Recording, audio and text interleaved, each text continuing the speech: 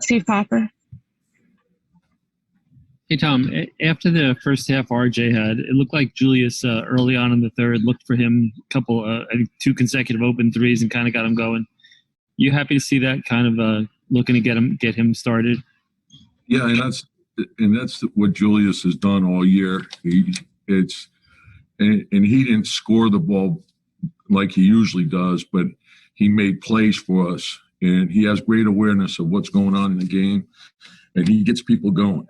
And so RJ in the second, he got a great rhythm going. He's been shooting the three great for us. You know, we've got to continue to do that. But Julius can beat you a lot of different ways. He can beat you with the pass. He can beat you with his rebounding, with the post up, shooting the three, going off the dribble. He and Derek have really good chemistry in the pick and roll, as does Elfrid and Julius. So we can give you different looks with that. But just making the right plays, trust the pass, trust your teammates, and that's what this team has done well. And I thought our defense in the second half was much better. Mark Berman? Yeah, the defense in the second half on the three-point line, I mean, obviously 13 and 19 in the first half. What would you tell the guys at intermission?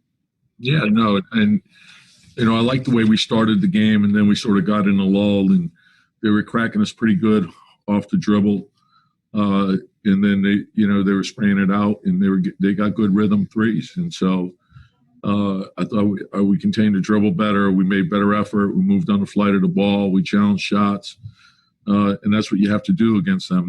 They can spread you out pretty good. There's versatility to their lineup. You know, they have the 2-point guards. They can spread you out with Washington and Bridges. You know, at the 4 and 5, they get 5 shooters on the floor. McDaniel's very good putting it on the floor. So you have to be able to close out, play both shot and drive, and then we got to be in the gaps. And I thought we were better at it in the second half than we were the first. Rebecca Harlow. Coach, when teams in this league go on win streaks like this, which is obviously hard to do, especially when there are teams looking to knock you guys off with the playoff race, et cetera, it seems like confidence grows exponentially. Are you feeling that with this group? Yeah, and the thing is, the important thing I think for us is not to get lost. And you start thinking about down the road, the playoffs, win streaks, and then you lose focus on getting ready for Atlanta. And that's where our focus has to be. We just go day by day, step by step.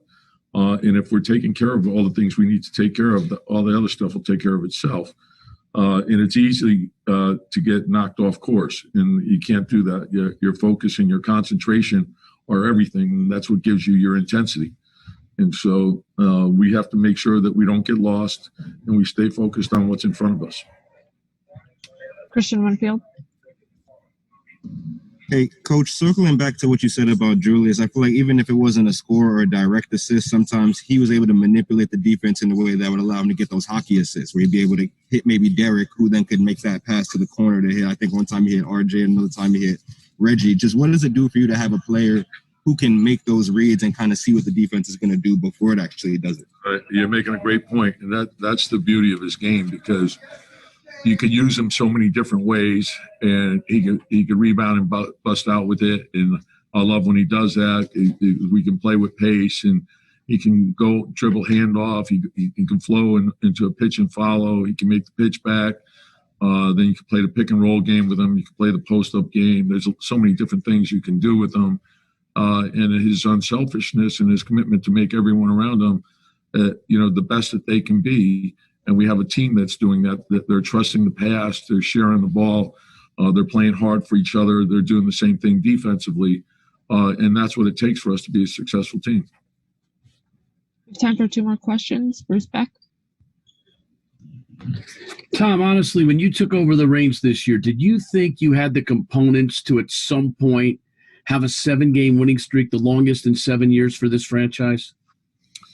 I never really look at it that way. I did think we would be able to become successful if we did the right things.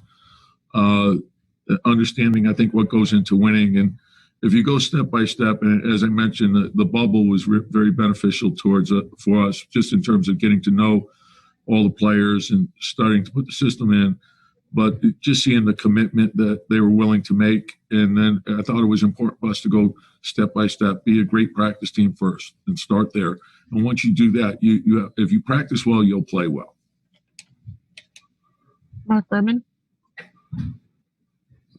You mentioned Atlanta, and they're in fourth place, home court position.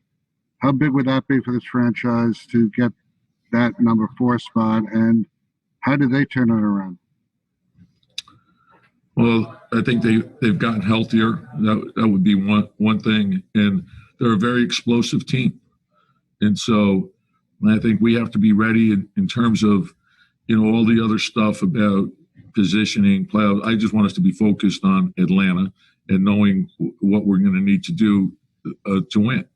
And you go step by step, and we know that they've played very well, since the All-Star break. Maybe, right before the All-Star break, they started turning. And they had any team that has Young on it, and they put so much pressure on you, the athletic, quick, can go off the dribble. So, we're going to have to be ready again. Every night you're challenged, and the important thing is for us to be ready. Thank you, Coach. Yep, thanks.